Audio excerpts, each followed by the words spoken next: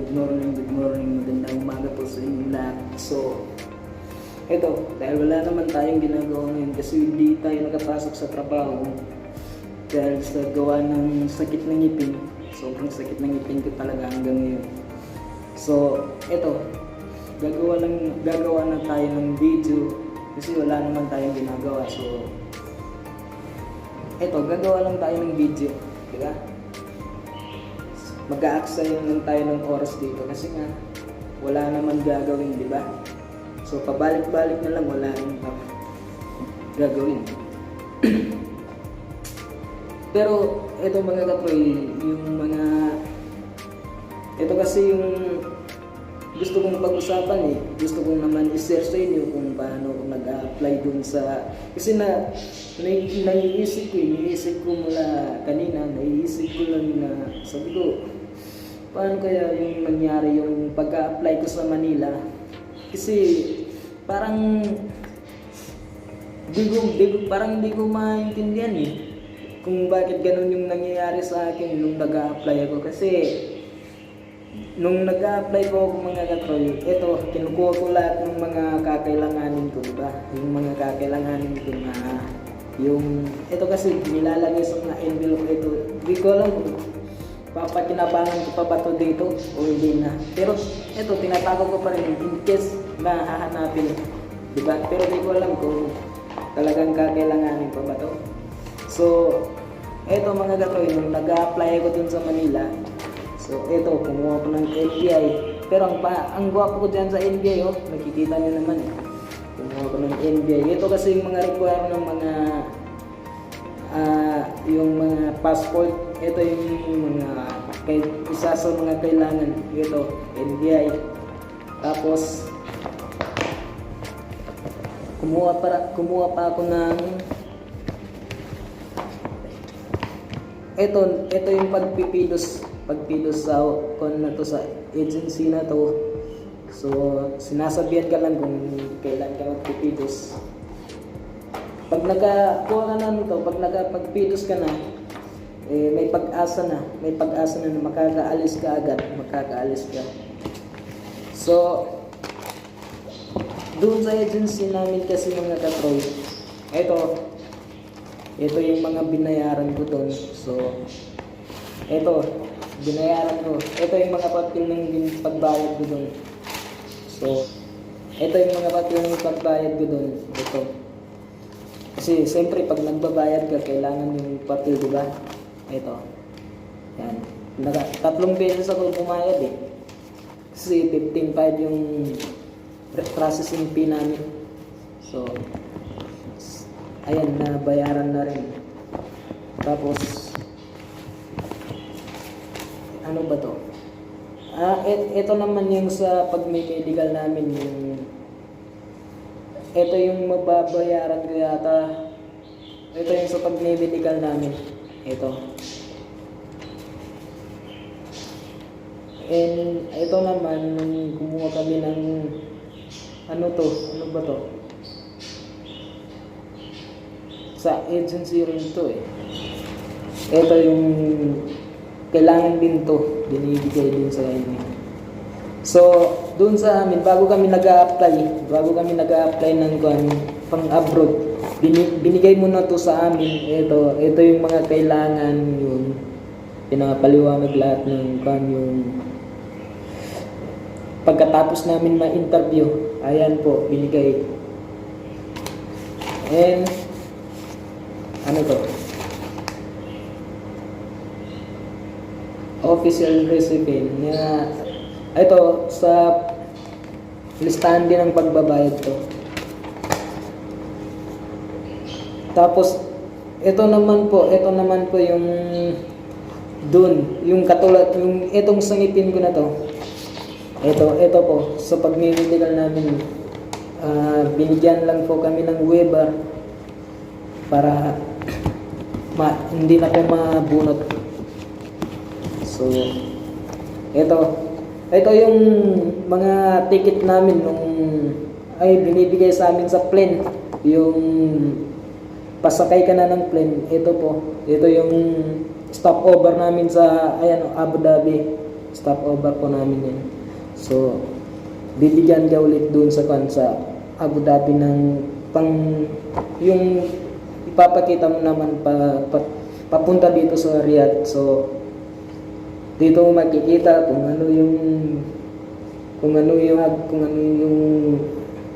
dito mo makikita po kung ano yung upuan mo, kung anong number ng upuan mo. So, dito po. Ayan po, 37G. And eto po, wala na to. Binigay lang dito yan. Ito, wala rin.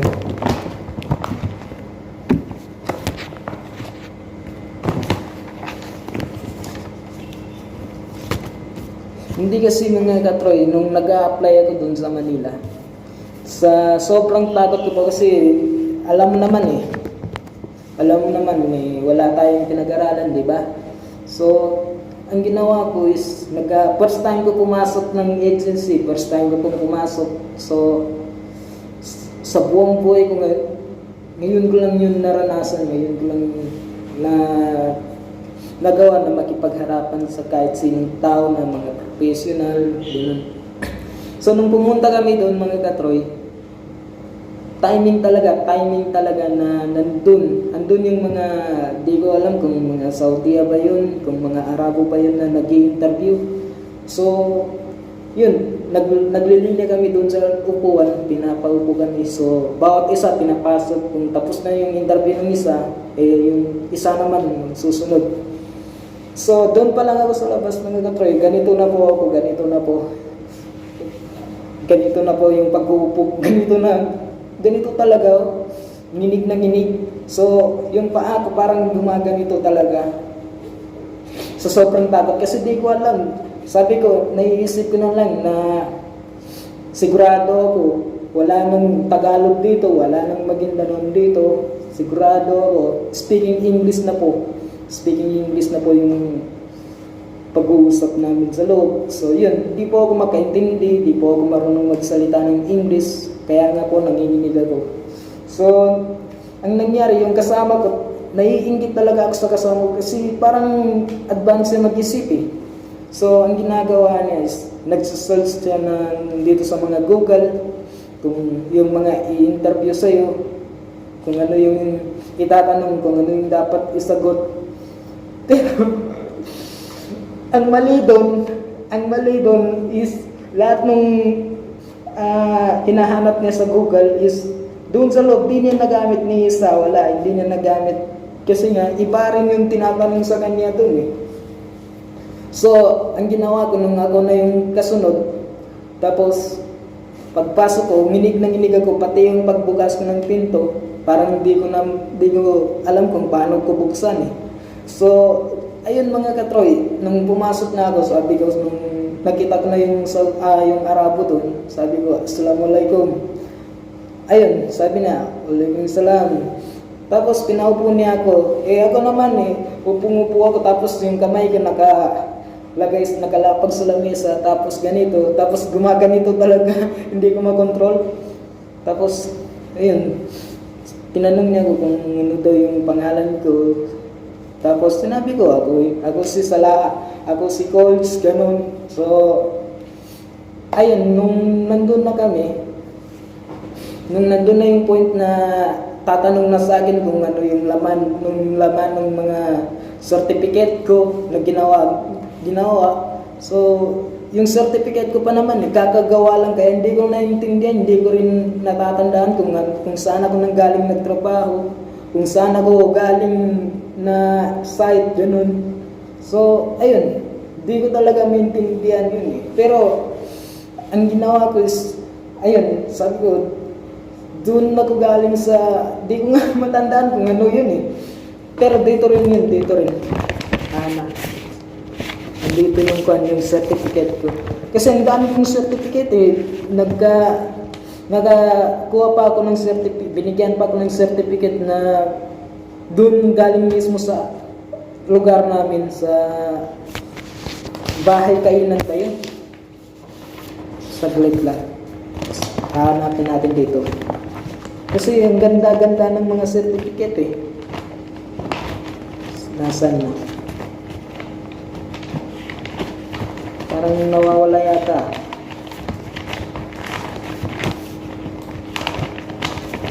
Ito po. Sa Manggore pala. Manggore. Ito po. Pero di ko to nagamit. Itong certificate na to, hindi ko po to nagamit. Ang nagamit ko is yung ginawa mismo dun sa agency namin. Ito yata, ito yun. Ito yung nagamit ko. So di ko alam kung ano yung nakalagay dyan. Kasi binigay na to diretso eh. Binigay na. So ayun. Nung tinatanong sa akin, hindi ko masagot-sagot ng maayos kasi nga nanginginig talaga ako. Tapos tinawag naman yung isang nagtatrabaho dun sa agency na yun. So sinabihan niya na ilabas daw muna ako, tapos i-relax ko daw yung sarili ko. Kasi nginig ako eh. I-relax ko daw yung sarili ko, tapos saka daw ako babalik.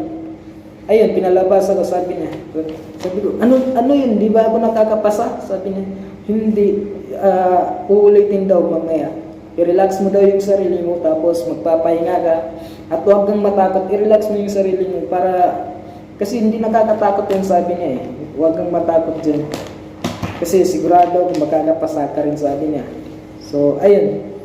Lumabas ako, lahat ng kasama ko sa labas, pinagtatawanan ako. Kasi nga, pinalabas ako eh. Tapos nginig, tapos namumutla ako. So, ayun, sabi ko, ano ba to? Tinanong nila ako kung ano yung mga nangyayari sa loob. Tapos sabi ko, ganito. Tapos pinagtatawanan nila. Tapos sabi ko, sige, hihintayin ko kayo kung ano yung mangyayari sa inyo. Ayun, nung sunod-sunod na, yung tumawa sa akin, nginig na rin eh. Hanggang sa pumasok na siya, paglabas niya, namumutla rin eh. Katulad ko. So wala rin eh. Hindi rin yung nakakapasa. So sabi ko, pinagtatawanan mo ba ako eh. Pero, katuwaan lang. Tapos, nung mga time na pinapasok na yung kasama ko na yung nagsa-search, sabi ko, sigurado ako makakapasa ka na doon kasi may nakikita ka na eh. Ayun, nung pumasok na siya, nakalimutan niyang magsalam. Tapos, hindi rin siya nakasagot kasi lahat nung tinatanong sa kanya, wala doon sa sinusearch niya. Tapos, nung lumabas na siya, ako na naman pinabalik. So, ang ginawa nung Arabo, pinapakita na niya sa akin, tinuturo niya, lahat ng tinatanong niya sa akin kung baga ganito, lahat ng tinuturo niya sa akin is, tinatanong niya sa akin is, pinapakita na niya na, kunwari din niya pinapaalata na tinuturo niya ng ballpen. And so, sabi ko, kunwari hindi ko naman nakikita, kunwari hindi ko naman tinitingnan. Kaya nasagot ko naman yung lahat ng tanong niya ng huling beses na. Tapos, sabi niya, congrats na lang daw sa akin. Inshallah, pag makapunta na ako sa Saudi, congrats na daw. Tapos, ayun, sabi ko, tapos na, sabi niya. Hanggang sa nagtawanan pa kami doon sa loob. Kaya, ayun, sabi ko, baka makakapasa na ako rito. Tapos, nung lumabas na ako, nakita ko yung sulat niya na pass. So, lumabas na ako. Pagbukas ko ng pintuan, ayun, nakita ko agad yung nagpalabas sa akin na babae, yung nagtatrabaho doon. So, kabayan ko rin kasi taga doon din sa lugar namin, kaya naawa siya sa akin kasi isang lugar lang taga Cotabato rin po.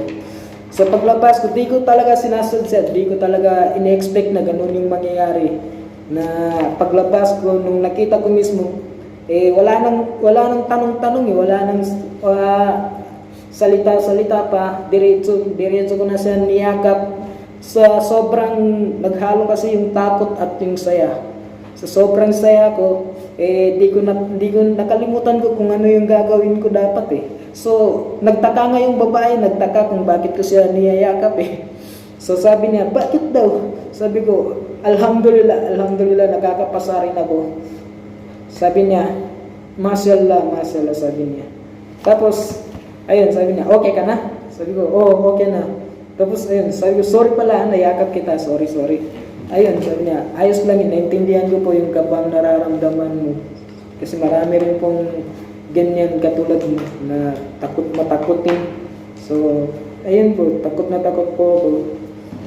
Tapos hanggang sa pagbabalik ko po, yung pagpapalo up ko kung kailan ako makakaalis, kung kailan ako mag-medical. So, ayun, nung nakikita, tuwing pumupunta, nagkikita kami doon sa, tapos lahat sila pinagtatawanan ako. Kasi nga, sabi nila, nanginginig daw ako, tapos di ko daw alam yung gagawin ko. So, ang dami kong nakasabay na katulad ko rin, hindi rin makakaintindi, hindi rin marunong magsalita. Hanggang sa nandito na po kami sa Saudi, wala rin po, hindi rin po ako marunong mag-English, hindi rin po ako marunong magsalita ng Arabic. Pero nakakaintindi po ako ng Arabic. Hindi ko lang po alam kung paano ito sasabihin. So, nung tumawag naman sa akin yung agency na paalis na ako, pumunta pa ako sa Pinas, pumunta pa ako sa probinsya Umuwi pa ako, sabi ko, ano ba to? At saka kayo tumatawag, nandito na ako sa probinsya. Tapos, ayun, bumalik naman ako agad ng Manila kasi 6 na araw lang magpa-flight na kami. So, nagpapasalamat talaga ako sa mga tumulong sa akin, sa mga nagtuturo ng ganito. Pero, hindi ko po nakakalimutan yung mga payo sa akin nung bago ako umalis. Kaya hanggang ngayon po, dala-dala ko po yung mga payo na yun. So, alam ko, nung nandito na ako sa Saudi, di pa rin po, kulang pa po yung mga naibigay ko. Wala pa po ako masyadong naibigay sa pamilya ko kasi nga gawa nitong hindi pa masyadong maayos yung kalagayan. Pero, inshallah, makakabawi po ako. Inshallah. So, eto nga po, eto yung nung malapit ka na paalis, ito po yung pag-i-email mo. Ito po. Nakikita niyo po, parang di ko nga alam, si Jose Rizal ba yan o sino. Pero parang yung pangit ko dyan, no? Ayun, gwapo ko. So, ito po yung picture na kinakailangan pag nag-a-apply ka. Ito po yung picture ni Jose Rizal. Yan po. Picture po ni Jose Rizal yan. Ninakaw ko lang po. So, ito po yung isa sa mga kailangan na kung wala kang mga ID, ito po, isa po to sa mga kailangan na ID.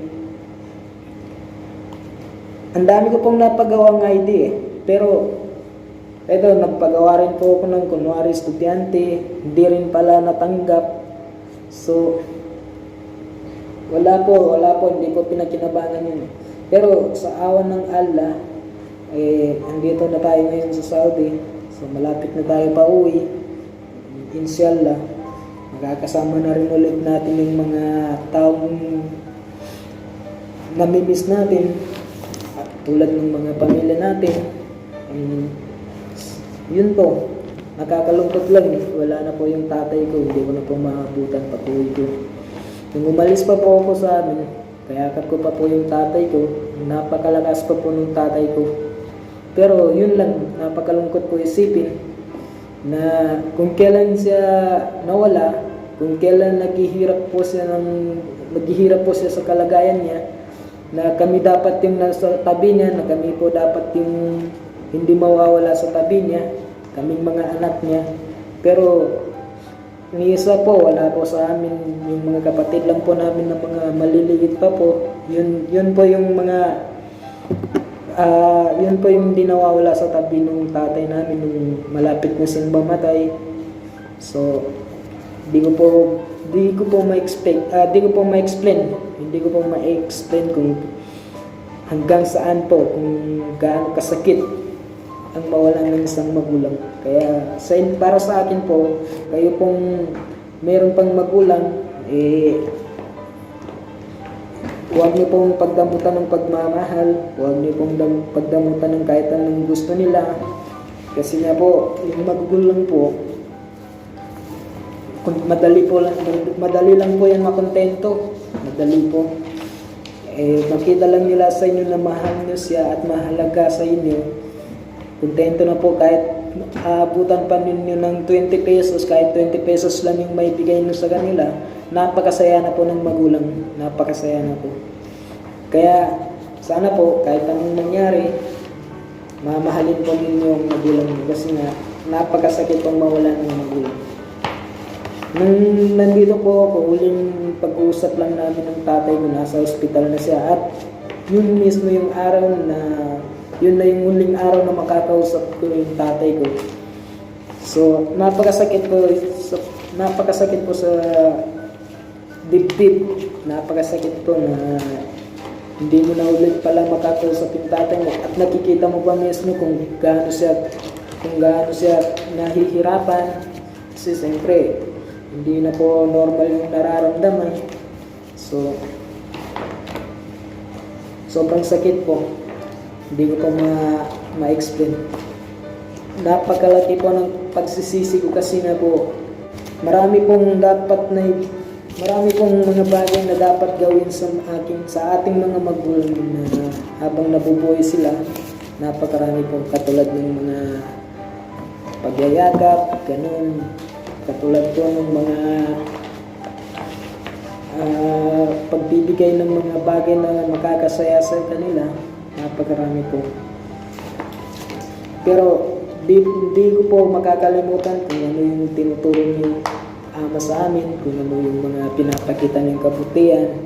So, napakabuti po. Hindi ko po pinapalaki yung tainga ko, hindi ko po pinapalaki yung kung naririnig po ng tatay ko, hindi ko po pinapalaki, pero alam niya po kung gaano siya kabait, kung gaano siya kaganda. Makikon sa tao, nakitungo.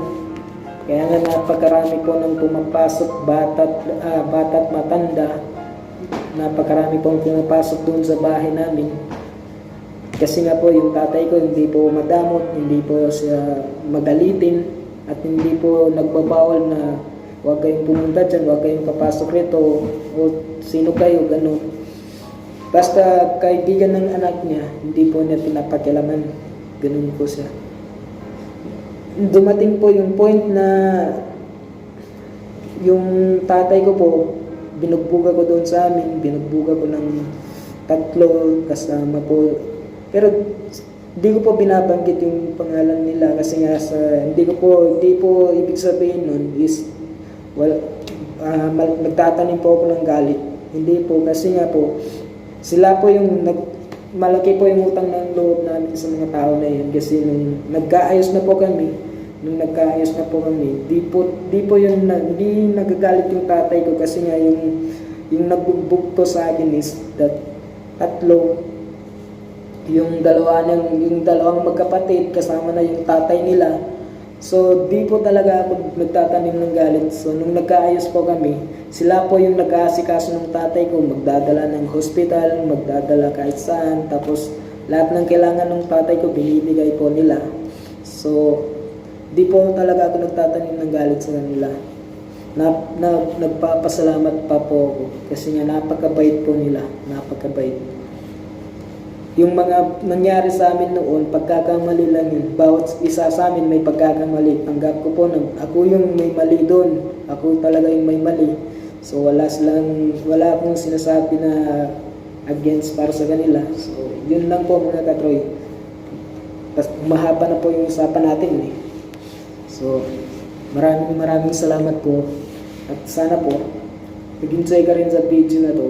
At huwag mo rin po sanang kalimutan mag-subscribe at pindutin yung notification bell para kayo po ay ma-notify sa mga videos na i-upload namin. So gusto niyo po ng mga pipitsugin na video, yung mga hindi mahalagang video, pwede po kayo manood dito sa amin. So yun lang po, yun lang. Maraming salamat po at ingat na lang po kayo. Huwag pa kayo gala-gala dahil nakakatakot po, hindi pa po nawawala yung COVID-19. So nakakatakot po. Ingat lang po tayo lagi. So yun lang. Maraming salamat